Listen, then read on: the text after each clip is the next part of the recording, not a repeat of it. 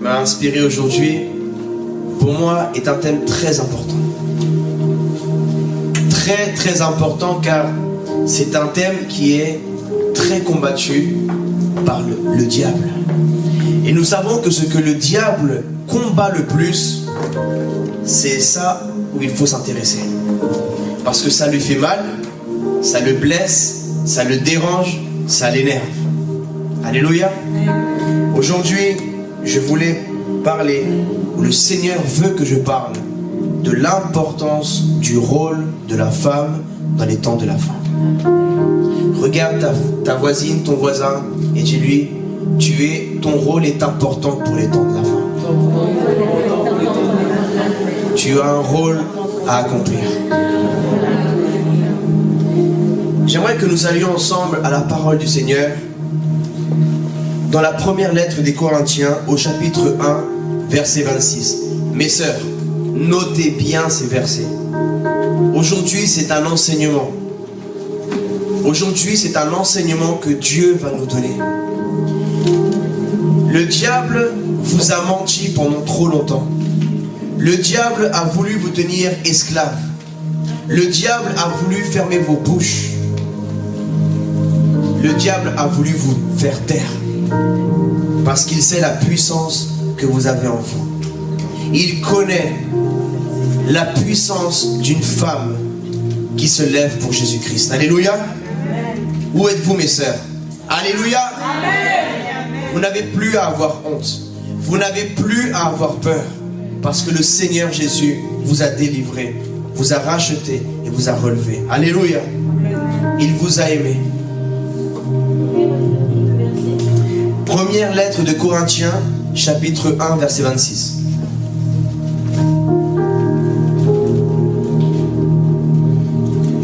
Je lis la parole du Seigneur. Je crois que je vais prendre ça parce que je n'ai pas habitué à faire avec nous. Excusez-moi.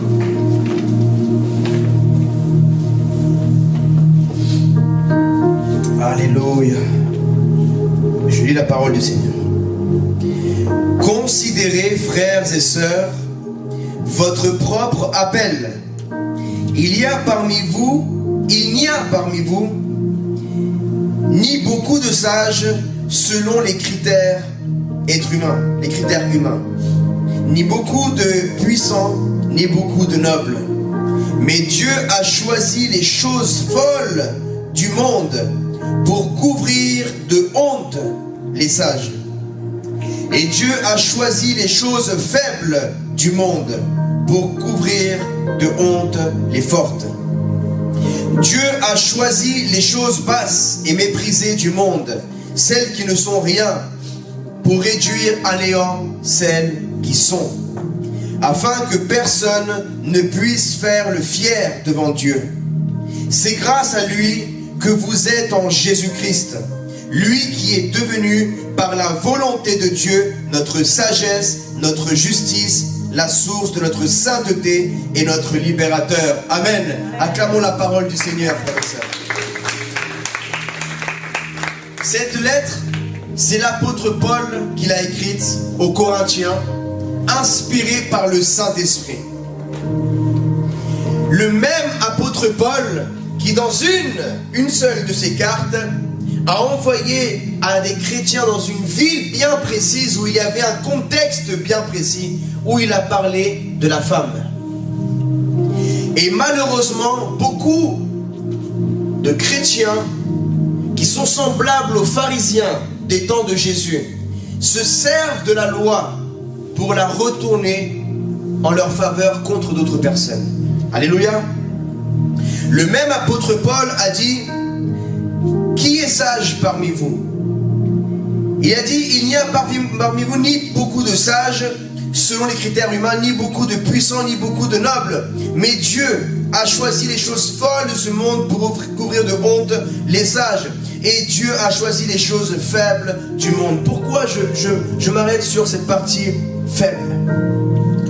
Pendant longtemps, et je veux parler sans cheveux sur la langue, sans rien du tout. Il faut parler clair. Amen.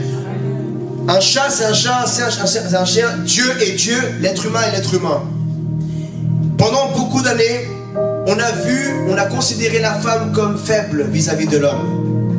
On a voulu faire croire à la femme que la femme était faible. C'est un mensonge. Vous n'êtes pas faible, mes sœurs. Vous êtes fortes. Alléluia. Sans Dieu, nous sommes tous faibles. Avec Dieu, nous sommes invincibles. Nous ne sommes pas simplement forts. Nous sommes invincibles. Vous n'êtes pas faibles, mes sœurs. Vous êtes invincibles en Jésus-Christ. Amen. Quand on dit qu'une femme est faible, c'est dans le sens qu'elle est fragile comme un vase, comme dit la Bible. Mais dans le côté, la douceur d'une femme. Une femme doit être douce. Amen. Mais ce n'est pas parce qu'une femme est douce qu'elle est faible. Amen. Ce n'est pas parce qu'une femme est douce comme un vase fragile qu'elle est fragile. Elle décide de se rendre fragile devant le Seigneur par humilité. Mais malheureusement, l'être humain confond l'humilité avec la faiblesse. Hommes et femmes, entre femmes, vous avez ce même problème. Entre hommes, nous avons ce même problème. Dès qu'un homme verse une larme, il dit il est faible. Est-ce que le fait que tu verses une larme devant le Seigneur fait de toi quelqu'un de plus faible? Non. Ça fait de toi quelqu'un qui reconnaît ta faiblesse devant Dieu. Que sans Dieu, nous ne sommes rien. Homme comme femme. Une femme et un homme peuvent pleurer devant le Seigneur. Et ça ne veut pas dire que tu seras plus faible que quelqu'un d'autre. Ça veut dire simplement que tu reconnais que tu es pécheur, que tu es pécheresse. Tu es reconnaissante envers le cadeau merveilleux que Dieu t'a accordé. Le pardon. Une nouvelle vie en Jésus-Christ. Comme cette femme qui, quand elle avait commis un péché que tous ces pharisiens avaient peut-être même sûrement déjà commis. Parce que comment sait-il? Il y a beaucoup de prédicateurs qui lèvent la lumière sur ce passage historique. Lorsqu'ils ramènent la femme prostituée devant Jésus, ils veulent la lapider. Alors il faut savoir qu'à l'époque, il n'y avait pas de fenêtre dans les maisons. La question est de savoir comment ces pharisiens ont su que cette femme était en train de commettre l'adultère. Peut-être l'homme avec qui elle commettait l'adultère a dit aux pharisiens. Peut-être même que ces hommes qui étaient comme un sépulcre blanchi, mais pervertis à l'intérieur, étaient des personnes curieuses qui allaient voir dans les maisons pour voir ce qu'il se passait. Mais eux-mêmes ont montré par là la perversion de leur cœur et la méchanceté. Parce que ce qu'ils ont reproché à cette femme, c'est exactement ce que eux-mêmes étaient en train de vivre, sauf que personne ne le savait. Et ils ont voulu lapider cette femme selon ce que disait la loi. Et c'était vrai. Mais là, Jésus a ramené une nouvelle révélation. Et elle a été plus forte que la loi elle-même. Parce que tous ces pharisiens, tous ces scribes, n'ont même pas pu s'appuyer sur la loi de la Torah pour lapider cette femme. Et la révélation que Jésus leur a apportée, ce réma, parce que eux ils se sont appuyés sur le logos, mais Jésus leur a donné un réma, et face au réma, ils n'ont rien pu faire. Amen. Ils ont dit, celui d'entre vous, tous vous les scribes que vous connaissez très bien la loi, qui n'ait jamais commis un seul péché, lui jette la première pierre. Et ils ont analysé cette pensée qui vient de Dieu face au logos qu'ils avaient lu dans la loi de Moïse, et ils se sont sentis accusés eux-mêmes. Nous voyons que lorsque nous lisons la Bible, nous ne devons pas la lire aveuglément. Nous devons la lire par le Saint-Esprit de Dieu. Amen. De la même façon qu'un jour vous étiez enfant, maintenant vous êtes adulte. Des choses ont changé dans votre vie. Vous avez changé. Le monde dans lequel on vit, nous ne devons jamais nous accommoder au péché. Quand nous disons que nous évoluons, ce n'est pas dans le péché, mais il est vrai que le monde a évolué. Au temps de Jésus, et je vous parle, je suis heureux d'être en Guadeloupe. Parce que mon pays d'origine, d'abord le sang que nous avons, c'est le sang de Jésus. Amen. En Jésus, il n'y a plus de juifs, ni de grecs, il n'y a plus de blancs, de noirs. Mais nous venons de la Colombie, avec le pasteur Carlos, donc c'est pas très loin. Ce que vous avez vécu aux Caraïbes, nous l'avons vécu en Amérique du Sud. Nous avons vécu l'esclavage. Nous avons vécu l'esclavage. Les Indiens d'Amérique ont vécu les viols, l'esclavage. Et nous sommes mélangés en nous. Vous avez vécu cela aussi. Alléluia. Mais le Seigneur a restauré. Il fut un temps où même chez les Juifs, c'était normal d'avoir un esclave. Là, je touche des points sensibles parce qu'il faut parler de la vérité. Amen. Il fut un temps où même l'apôtre Paul, même les prophètes, même Abraham avait des esclaves. Est-ce qu'aujourd'hui, le même homme qui vient te dire à toi, ma soeur, la femme ne prêche pas dans ce terre, ce même homme va dire quoi face à la Bible lorsqu'elle dit Abraham avait un esclave? Est-ce qu'il va dire, ok, il est encore permis d'avoir un esclave? Comment cet homme-là peut réagir? Il est un pharisien en lui-même. Parce que la Bible nous dit que à l'époque, les gens avaient des serviteurs et des esclaves. Parce que c'était des temps d'ignorance. Dis avec moi, ignorance. L'ignorance de l'homme a fait faire des choses à l'homme. Dieu n'a jamais demandé ça.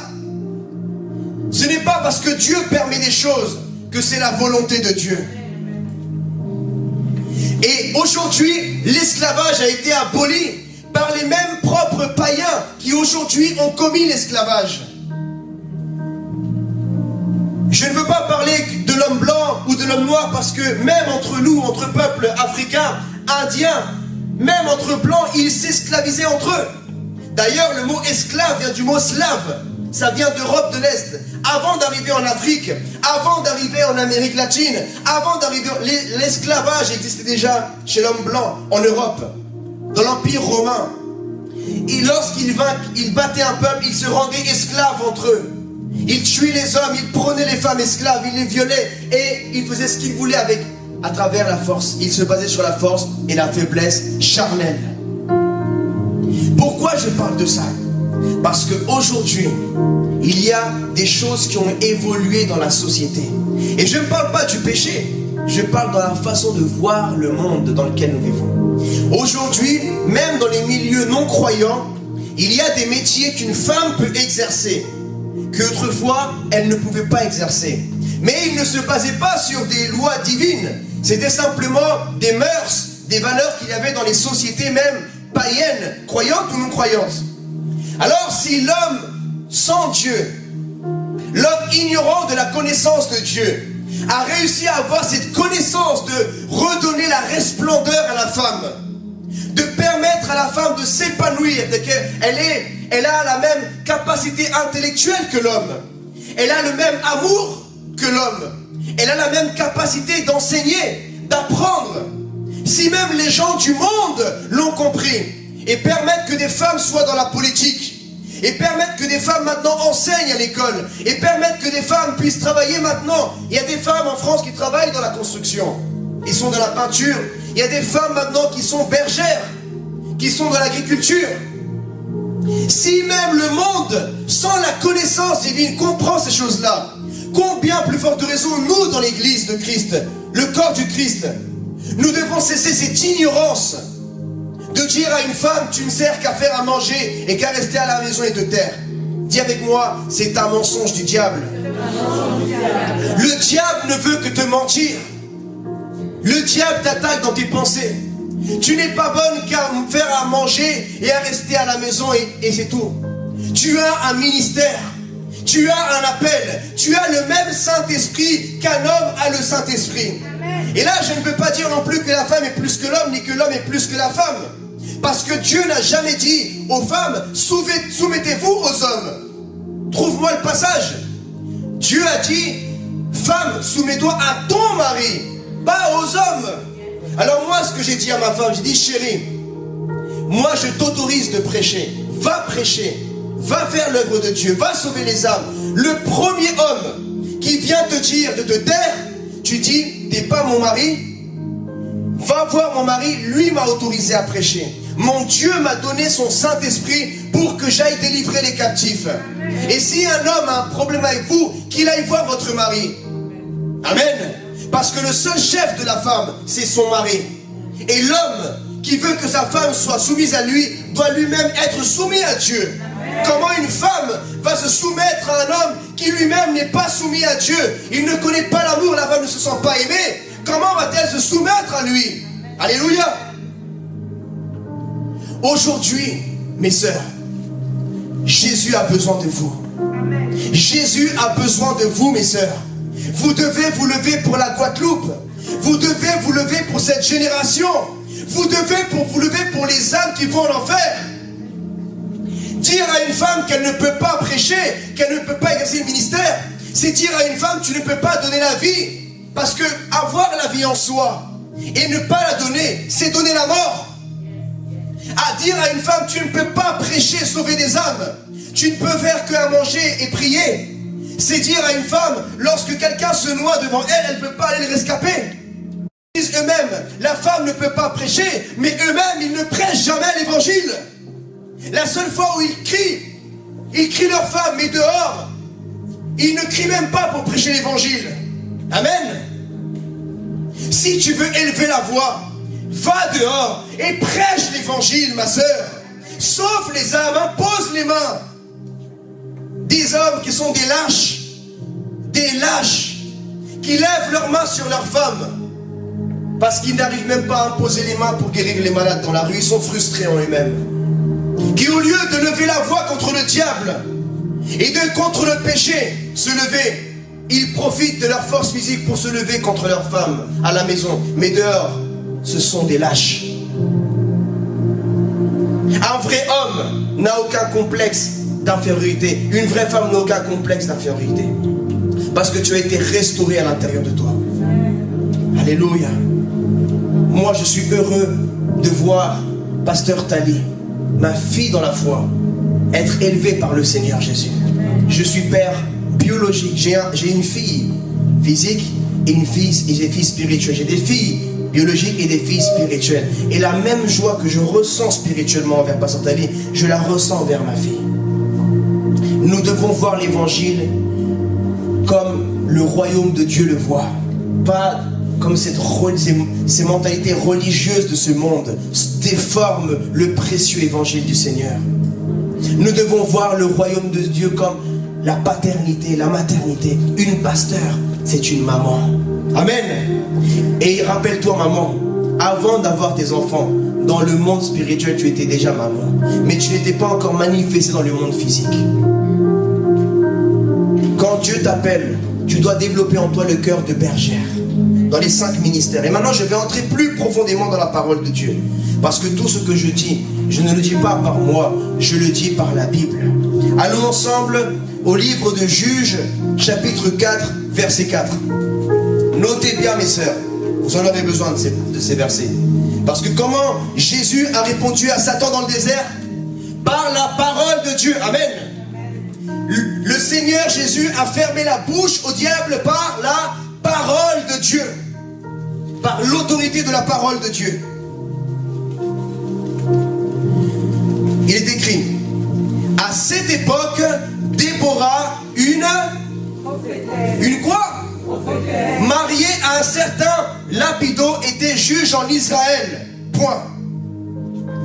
Ça veut dire qu'elle était juge, et en plus prophète, et son mari, il faisait rien. Son mari, il n'était ni juge, ni prophète. Or, aux temps anciens, une juge était un métier d'homme. Tu ne verras d'ici des siècles en arrière, il n'y a aucun juge femme. C'était des hommes. Mais pourtant, Dieu a appelé, même des siècles avant Jésus-Christ, une femme à être juge en Israël. Une juge des hommes. Imagine-toi, Dieu a fait qu'une femme juge un homme. Et elle était prophétesse. Mais attendez, ça ne vous dit rien, prophète? Ce n'est pas un des 5 ministères? Est-ce que Dieu s'est trompé? Mes sœurs, où êtes-vous? Réveillez-vous. Est-ce que Dieu s'est trompé? Non. Est-ce que Dieu s'est trompé sur toi, ma sœur? Non. Si, dans l'Ancien Testament, avant la venue du Messie, on dit que les 5 ministères existent après le Messie. Mais il existait déjà avant. Parce que prophète fait partie des 5 ministères. Amen. Donc si Dieu a appelé prophète et juge une femme, Dieu avait donné un ministère à une femme. Amen. La femme Déborah.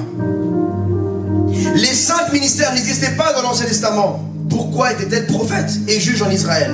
Actes des Apôtres, chapitre 2, verset 16. Mais maintenant se réalise ce qu'a dit le prophète Joël. Dans les derniers jours. Quand? Pourquoi il dit dans les derniers jours? Parce qu'ils étaient ignorants. Et vers les derniers jours, Dieu déversera sa connaissance divine sur la terre. Bon peuple périt par manque de connaissance, dit la Bible, non? Ça veut dire qu'avant, le peuple, l'humanité périssait par manque de connaissance. Mais après, il n'y avait plus le manque de connaissance. Alors ils avaient la connaissance de Dieu. Mais comme dit la parole de Dieu, et tu seras libre, la vérité te fera libre. Il ne te fera plus esclave, elle te fera libre. Alléluia. Et tu peux être libre en tant que femme, en tant qu'homme, en accord avec la parole de Dieu. Parce que de la même façon qu'une femme doit être soumise, un homme doit être soumis à l'autorité aussi. Amen. Il n'y a pas que les femmes qui doivent être soumises aux autorités. L'homme aussi doit être soumis à l'autorité. Et dit la Bible, la parole de Dieu, dans les derniers jours, dit Dieu, je déverserai de mon esprit sur tout être humain, toute chair. Est-ce qu'il a dit je déverserai mon esprit que sur les hommes? Est-ce qu'il a dit que sur les femmes? Frères et sœurs, écoutez-moi bien, le machisme c'est pas de Dieu. Et le féminisme non plus. Amen. Ni le féminisme, ni le machisme. Parce que la femme n'est pas plus que l'homme et l'homme n'est pas plus que la femme. Amen. Il dit, vos fils, que vos fils ou vos filles aussi, dit la Bible? Vos filles aussi. Vos fils et vos filles prophétiseront, vos jeunes gens auront des visions et vos vieillards auront des rêves. Oui, dit la Bible, oui, sur mes serviteurs et sur mes servantes. Dieu n'a pas oublié les femmes, alléluia. Dieu ne t'a pas oublié, ma soeur. Le Père n'oublie pas ses filles. Je peux être partout dans le monde, je n'oublie jamais ma fille. Je pense à ma fille. Si j'avais un cadeau à mon fils, je pense à acheter un cadeau aussi à ma fille.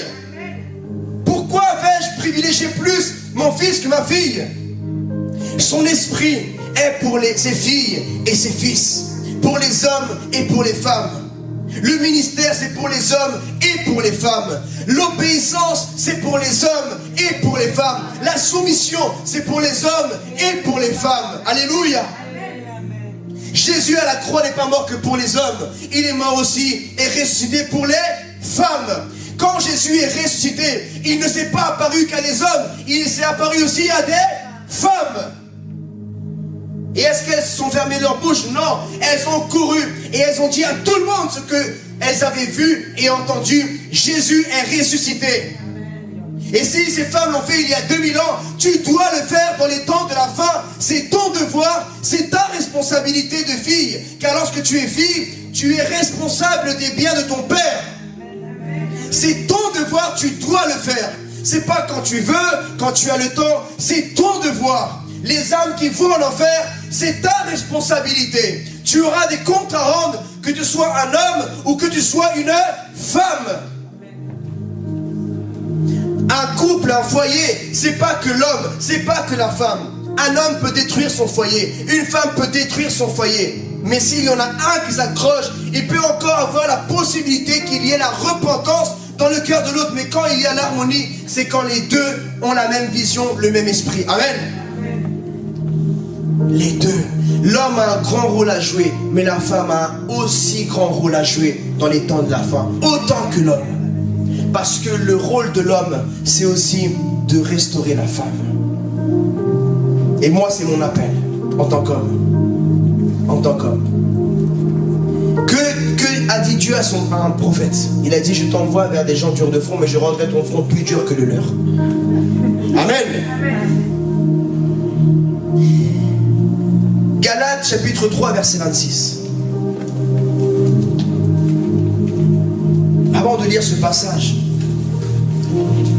le passage que nous venons de lire est une prophétie. Le livre de Joël a été écrit plusieurs siècles avant la venue de Jésus.